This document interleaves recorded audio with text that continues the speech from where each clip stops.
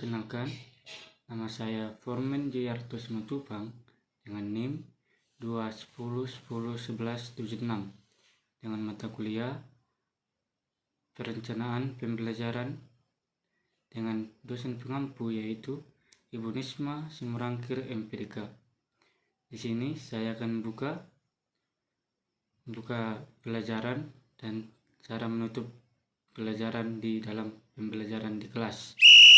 Hari ini kita akan belajar tentang materi indahnya mengampuni.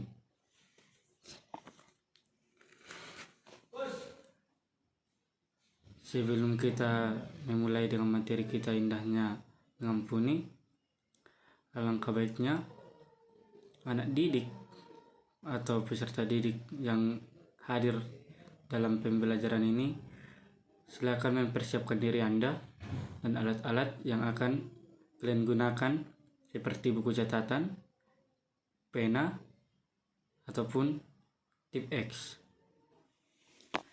Alangkah baiknya sebelum kita mulai pembelajaran ini kita berdoa terlebih dahulu yang akan dipimpin oleh saya. Oke, mari kita berdoa. Berdoa dimulai. Bapa yang bertata dalam surga, terima kasih Bapa, Kau masih memberikan kami kesehatan untuk hari ini.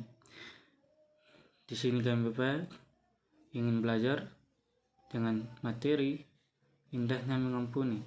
Kiranya dengan kami mempelajari atau membuka pelajaran indahnya mengampuni ini dapat kami lakukan dalam kehidupan kami sehari-hari dengan teman sesama kami, yaitu cara mengampuni tanpa membalas apapun itu kepada teman yang telah menyakiti kita ya Bapak. Terima kasih Bapak. Dengan proses pembelajaran ini kiranya Engkau memberkati kami dari awal, pertengahan sampai akhir, supaya pembelajaran ini dapat berjalan dengan lancar. Terima kasih Bapak. Dalam nama Tuhan Yesus Kristus kami berdoa. Amin. Oke. Pada anak didik kami yang sedang membawa kitab, silakan buka kitabnya dulu terlebih dahulu yang terdapat dalam kitab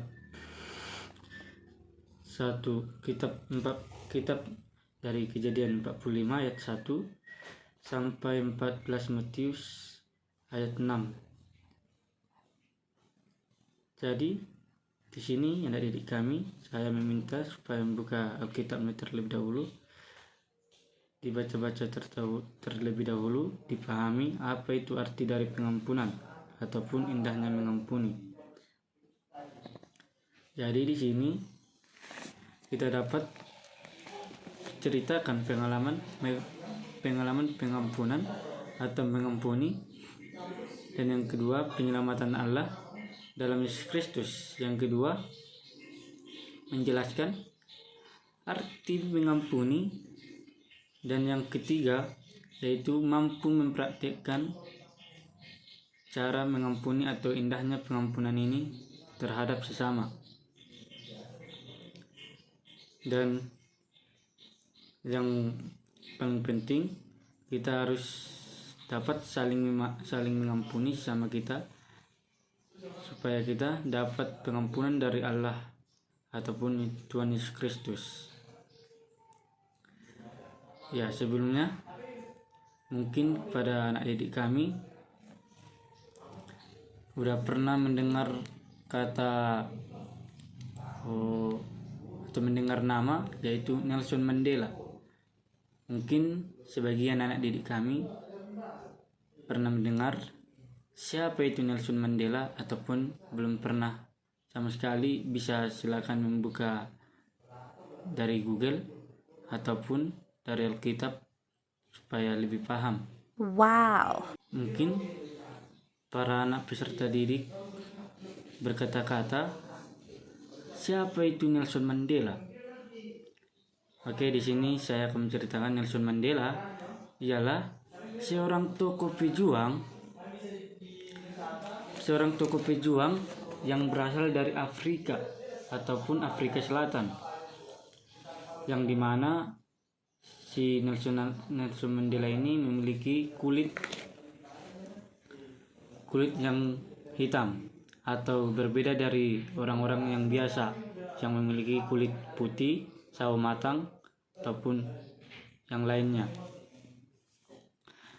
Jadi Nelson Mandela ini, dia itu adalah seorang pejuang yang berkulit hitam untuk memperjuangkan hak-hak orang yang berkulit hitam.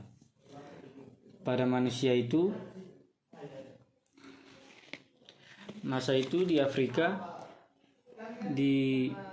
Selatan diperlakukan politik apartheid, yang artinya membeda-bedakan manusia yang berdasarkan warna kulit manusia, yang pada masa itu kulit yang warna hitam itu tertindas dan tidak sama haknya dengan orang-orang yang berkulit putih ataupun sawo matang. Nah, di sini orang yang berkulit hitam tidak bebas memasuki kawasan publik. Jadi mereka itu benar-benar tertindas, sehingga itu yang membuat Nelson Mandela bangkit untuk memperjuangkan hak-hak saudaranya, dan sehingga dia dianggap sebagai pemberontak. Akhirnya dia dipenjarakan lebih dari, kalau nggak salah, 20 tahun. Tetapi setelah itu ia pun bebas dan menjadi presiden. Apa yang dia lakukan selama ini, Nelson Mandela ini bisa menjadi tokoh dalam hal mengampuni. Ternyata orang yang pertama yang diundang untuk makan malam adalah kepala penjara yang banyak merugikan dan menindasinya selama di penjara.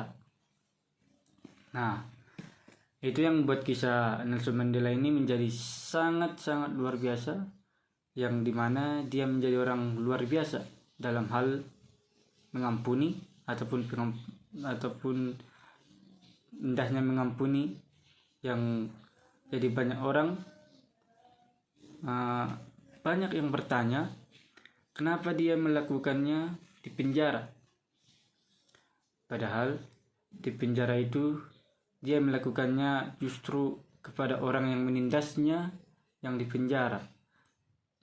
Terus orang yang di penjara itu adalah orang yang pertama dia undang untuk makan setelah dia menjadi presiden. Jadi Nelson Mandela ini setelah keluar dari penjara, dia memenangkan pemilihan dan dia menjadi presiden yang pertama yang berkulit hitam. Nah, jadi di sini apa jawaban Nelson Mandela ketika ia berkata, kamu harus terlebih dahulu mengampuni seseorang yang berada di dekatmu dan paling banyak menyakitimu. Jika kamu mampu melakukannya, kamu dapat mengampuni semua orang yang melakukan kejahatan yang di penjara ataupun orang yang menindas kulit hitam atau kaum orang yang berbeda dari kulit warna putih ataupun sawo matang. Jadi di dalam perkataan Nelson Mandela ini menjawab pertanyaan banyak orang, yang dari sini kita bisa belajar bagaimana mengampuni. Ternyata orang yang paling banyak menyakiti kita telah yang harus kita ampuni terlebih dahulu, maka kita akan mampu untuk mengampuni orang lain yang melakukan kejahatan yang tidak mungkin terlalu banyak, yang kemudian mengampuni itu berarti membebaskan dirimu, yang dimana membebaskan dirimu ini dari kebencian dan membiarkan perasaan damai menguasai hatimu. Jadi dengan mengampuni kita membebaskan diri dari kebencian. Jadi ketika kita melihat orang yang menyakiti kita, tentu ada rasa benci, akan tetapi yaitu kita sudah mampu untuk mengampuninya atau mengampuni seseorang itu terhadap rasa kebencian itu, untuk lepas dari diri kita dan hanya damai sejahtera yang akan menguasai kita. Nah, di dalam materi memahami pengampunan ini atau indahnya mengampuni ini, yang artinya kita dapat memanfaatkan seseorang atas kesalahan yang dilakukannya terhadap kulit hitam, dan tidak mengungkit kesalahan itu lagi walaupun pada kenyataannya cukup sulit untuk dilakukannya atau cukup sulit untuk mengampuni seseorang itu. Nah, mengapa sulit? Mungkin peserta didik atau anak kami bertanya mengapa sulit, ya kan? Jadi mengapa sulit? Ya karena setiap manusia itu memiliki sifat egois dan keakuan yang memiliki keakuan yang cenderung menempatkan dirinya menjadi orang yang paling benar. Ya, manusia memang kebanyakan begitu. Jika dia sudah merasa tinggi atau merasa hebat, dia itu meratakan orang-orang yang tidak selevel sama dia atau merendahkan mereka yang tidak sama derajat. Nah, jika kita melihat dari sudut pandang si Nelson Mandela itu, kita tidak peduli jika kita melihat dari sudut pandang, kita tidak peduli bagaimana sudut pandang orang lain terhadap kita yang hanya mengangkat kita yang paling benar. Dan inilah salah satu hal yang sulit untuk dilakukan manusia, tetapi itu harus kita lakukan. Kita harus mampu dan harus bisa mengampuni. Kemudian yang kedua, mengampuni yang berarti membebaskan diri dari beban kebencian, dendam, dan amarah, dan menggantinya dengan damai sejahtera. Artinya yang bahwa mengampuni sebenarnya yang terutama itu kita lakukan adalah untuk diri kita sendiri, bukan untuk orang lain. Karena kita melakukan untuk diri kita sendiri karena kita telah mencintai Tuhan Yesus, ataupun Tuhan Yesus sudah berada kepada kita. Nah, jadi yang artinya dengan mengampuni orang atau mengampuni orang lain, kita melepaskan hal-hal yang negatif dari dalam diri kita, yang jadi ketika kita mengampuni kita melakukannya untuk diri kita yang pertama, kemudian yang kedua pengampunan. Pengampunan yaitu adalah sebuah keputusan dari hati, dan mengampuni tidaklah mengubah masa lalu, melainkan mencerahkan masa depan. Yang artinya bahwa pengampunan yang diberikan tidak berarti menghapus masa lalu, karena semuanya itu kita bisa berjalan ke depannya, menjalani hidup yang lebih cerah, lebih bagus, ataupun merasa bangga dengan pengampunan ini terhadap sesama kita.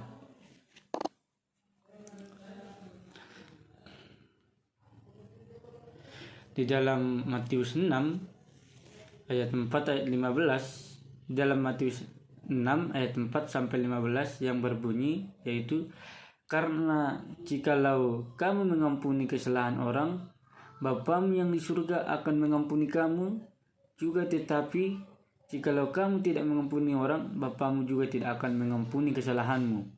Jadi mengapa kita harus mengampuni? Ya karena Tuhan Yesus yang sudah memerintahkan, Tuhan Yesus juga sudah mengampuni kita. Kalau kita mau mengampuni orang lain, kemudian Tuhan Yesus akan menghukum kita kalau kita tidak mengampuni sesama kita ataupun mengampuni orang lain. Jadi maka Bapa yang di surga itu juga tidak akan mengampuni kesalahan kita ataupun kesalahan diri kita sendiri. Nah, di dalam Alkitab yang tertulis di dalam Nats Matius 18 ayat 21 sampai 35 dikatakan, kemudian datanglah Petrus dan berkata kepada Yesus, sampai berapa kali aku harus mengampuni saudaraku jika ia berbuat dosa terhadap aku? Sampai 7 kali. Yesus berkata kepadanya, bukan aku berkata padamu, bukan sampai 7 kali, melainkan sampai 70 kali 7 kali. Sebab hal kerajaan surga seumpama seorang raja yang hendak mengadakan perhitungan dengan hamba-hambanya, dan seterusnya. Nanti kamu bisa baca sampai 35, yang artinya bahwa pengampunan itu tanpa batas. Jadi anak didik Bapak atau peserta didik yang hadir dalam kelas ini, yang dalam pembelajaran kita ini, jangan pernah berpikir bahwa mengampuni itu mempunyai batas angka tertentu. Tidak ya anak-anak. Jadi Yesus memerintahkan kita untuk mengampuni tanpa batas. Nah, sekarang bagaimana cara mengampuni? Mari kita belajar dari tokoh Alkitab, yaitu Yusuf yang mengamuk saudara-saudaranya ini, yang bisa kamu baca di dalam Kejadian 45 ayat 1 sampai 14.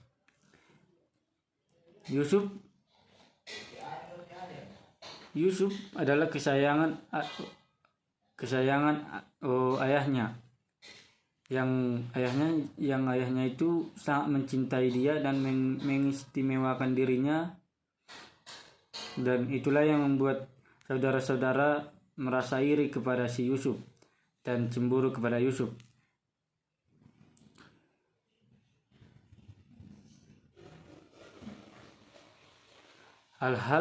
Jadi saudara atau orang lain yang ingin mencelakan Yusuf ini, tetapi Yusuf atas pertolongan Tuhan dia berhasil melewati semua dan dia menjadi seorang raja. Dan ketika dia sudah menjadi seorang raja, dia sungguh merindukan saudara-saudaranya dan dia mengampuni saudara-saudaranya itu, walaupun tidak secara otomatis. Ia mengampuni saudara-saudaranya Yusuf, di mana Yusuf itu menguji saudara-saudaranya apakah mereka telah berubah atau belum. Nah, di sini kita bisa belajar dari kisah Yusuf yang dimana itu memiliki hati pemaaf. Jadi bagaimana kita mengampuni? Kita harus memiliki hati pemaaf, kemudian berusaha menciptakan pemulihan hubungan, sama seperti Yusuf yang berusaha memulihkan hubungannya dengan saudara-saudaranya. Jadi begitulah juga dengan anak-anak didik kami yang giat belajar pada hari ini. Semoga dengan ketika ada yang menyakitimu, kamu harus melepaskan pengampunan dan berusaha menyembunyikan hubungan tersebut. Nah, demikianlah pembahasan materi kita ini yang indah, dengan materi indahnya mengampuni. Jadi di sini saya meminta kepada anak didik kami supaya memindahkan ke dalam buku apa yang telah kita pelajari yang barusan tentang indahnya mengampuni. Dan selanjutnya kamu kerjakan evaluasinya. Soal pengetahuan yang pertama, jelaskan apa yang dimaksud dengan mengampuni. Dan yang kedua, mengapa kita harus mengampuni. Dan yang ketiga, bisa para anak peserta didik kami membaca dari ayat Alkitab Matius 18 ayat 22 sampai 35 yang tentang hal mengampuni dan yang berisikan tentang hal mengampuni. Dan saya meminta kepada peserta didik juga supaya membuat kesimpulannya secara masing-masing, supaya kita dapat menceritakannya itu kembali atau mengulas kembali di pelajaran yang akan datang. Jadi itulah pelajaran kita untuk hari ini. Semoga dengan apa yang kita pelajari tadi, peserta didik dapat melakukannya di dalam kehidupan sehari-hari tentang mengampuni tanpa membalas pada seseorang ataupun orang lain yang membenci kepada kita. Jadi untuk menutup pelajaran ini, kiranya kalian selalu membahas itu dalam rumah kalian. Sebelum kita pulang, alangkah baiknya dulu kita berdoa sebelum pulang. Marilah kita berdoa bersatu. Mari kita bersatu dalam doa. Bapa yang berada dalam surga, terima kasih Bapa. Dengan pelajaran ini kami telah mengerti apa itu arti pengampunan, sehingga kami dapat melakukan pengampunan terhadap sesama kami tanpa ada rasa dengki, amarah, dan benci kepada siapapun. Dengan kiranya pelajaran kami ini kami dapat melakukannya dalam kehidupan kami sehari-hari ya Bapak.